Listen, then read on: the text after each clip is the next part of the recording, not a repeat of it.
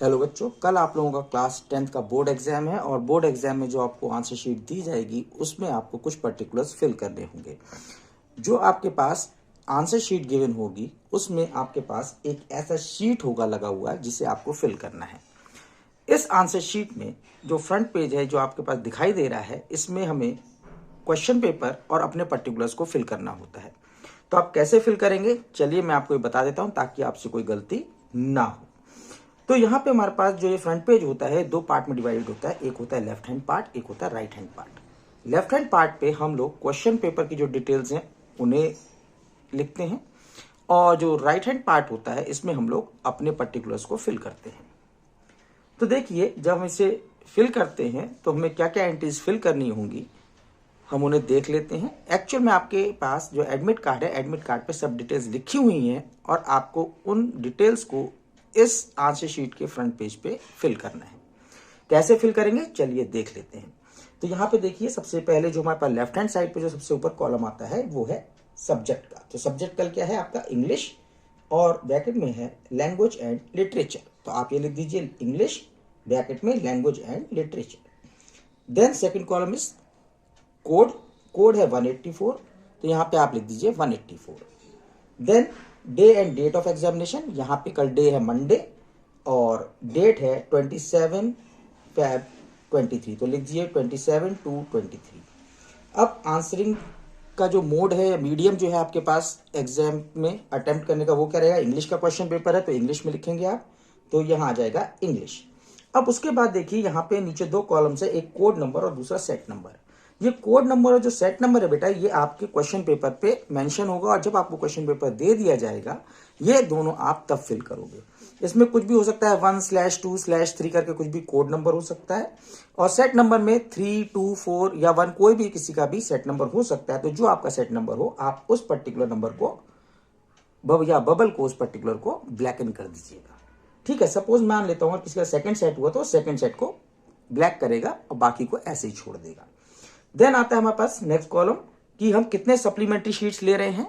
तो यहाँ पे हमारे पास सप्लीमेंट्री शीट्स की ये एंट्री आप तब करेंगे जब आप एग्जाम कंप्लीट कर चुके होंगे, जब आपका रिटन वर्क कंप्लीट हो जाएगा। अगर आपने कोई शीट वहां ली है सप्लीमेंट्री शीट तो वहां यहाँ पे इसकी एंट्री कर दीजिएगा और इन केस अगर आपने कोई वहां पे शीट नहीं ली है सप्लीमेंट्री तो यहाँ पे आप लिख दीजिएगा नील। देन नेक्स्ट कॉलम आता है डिसेबिलिटीज के लिए। तो डिसेबिलिटीज कोई है नहीं, जनरली होती नहीं है इसमें, अगर कुछ होगी तो आप मेंशन कर दीजिएगा और वो डिटेल्स आपके एडमिट कार्ड पे भी होंगे और अगर नहीं है तो मोस्ट ऑफ द केसेस में हम लिख देते हैं ऐसे नो।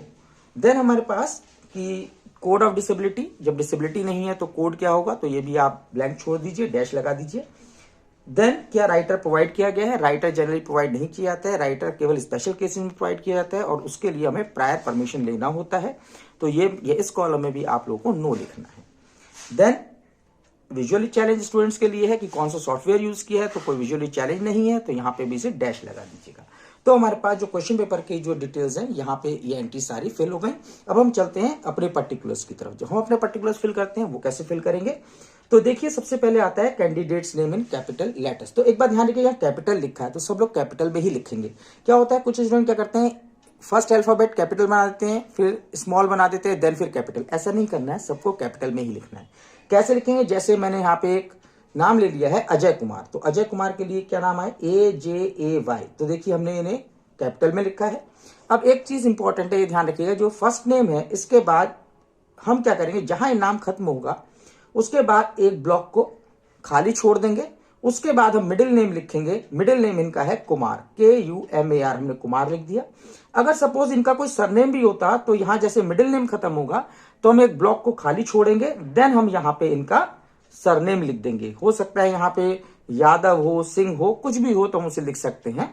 ठीक है, अब क्या करना है, इसके बाद जो हमने नाम लिखा है, अब इन जहां ब्लॉक में जहां पे हमने एंट्री करी है, अल्फाबेट्स लिखे हैं नाम के, उसके ठीक नीचे बहुत सारे बबल्स बने हुए हैं जिसमें A से लेकर Z तक के अल्फाबेट्स लिखे हैं।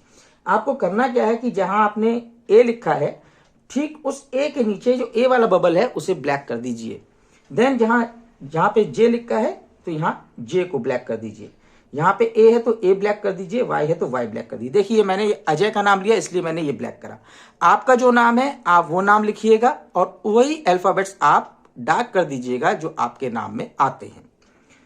लेकिन ध्यान क्या रखिएगा कि जब आप इसे बबल को ब्लैक करें तो यहाँ पे जिस कॉलम में आपने अपना अल्फाबेट लिखा है उसके ऊपर से पेन को नीचे लेके आए। क्या होता क्या है कि कई बार आप यहाँ पे देखते हो कि अल्फाबेट लिखा है और आप अचानक यहाँ आते हो तो कई बार क्या होता है यहाँ पे 4th ब्लॉक में आपने अल्फाबेट लिखा है लेकिन उसकी एंट्री आप 3rd ब्लॉक में कर देते हो। तो ये गलती ना हो इसके लिए आप पेन को इसी सीक्वेंस में लेके आइएगा।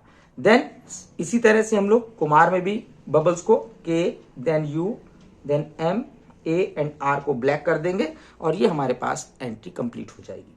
अब इसके बाद बात आती है रोल नंबर की। तो रोल नंबर आपके एडमिट कार्ड पे लिखा है, यहाँ पे रोल नंबर की एंट्री करेंगे और जिस तरह से हमने यहाँ पे अपने नाम के में नाम लिखते समय जो हमने बबल्स ब्लैक करे थे जिस तरीके से, ठीक उसी तरीके से यहाँ पे भी हम एंट्री कर देंगे। जैसे अगर मान लीजिए कोई मैंने एक रोल नंबर ले लिया है तो यहाँ रोल नंबर है 21126344, तो यहाँ पे 2 आ जाएगा, देन 1 1 2 6 3 4 4।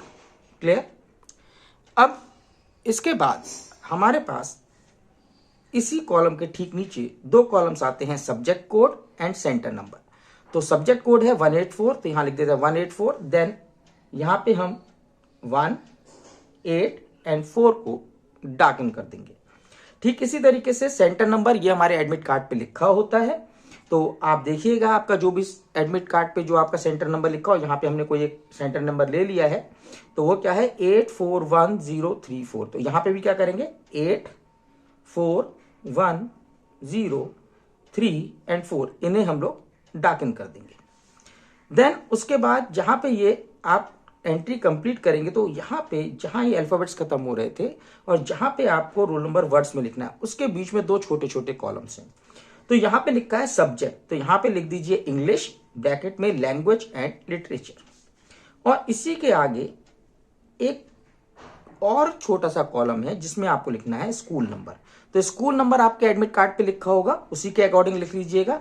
यहाँ पे मैंने एक हाइपोथेटिकल एक स्कूल नंबर लिया है, वो है 61036। तो आपके एडमिट कार्ड पे जो भी स्कूल नंबर है आप वो लिख दीजिएगा यहाँ पे। देन उसके बाद आपको जो आपका रोल नंबर है उसे वर्ड्स में एंट्री करनी है। तो रोल नंबर क्या है, जैसे जो यहाँ पे हमने रोल नंबर लिया है वो है 2,11,26,344। तो हमें यही करना है 2,11,26,344। अब ध्यान रखिएगा कि ये एंट्री भी आप कैपिटल में कर दीजिएगा जिससे कि आपकी जो कॉपी है वो देखने में थोड़ी अच्छी भी लगेगी और कोई गलती भी नहीं होगी।